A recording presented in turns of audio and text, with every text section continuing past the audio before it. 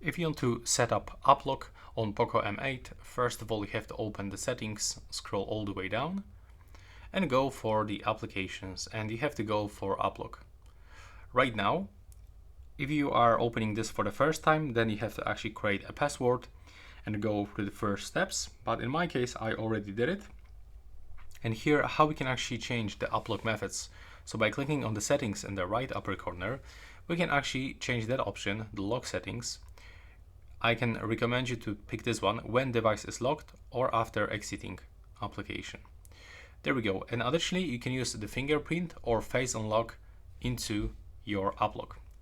If you choose one of the method, you will have to scan your face or scan your fingerprint to confirm that you want to do that.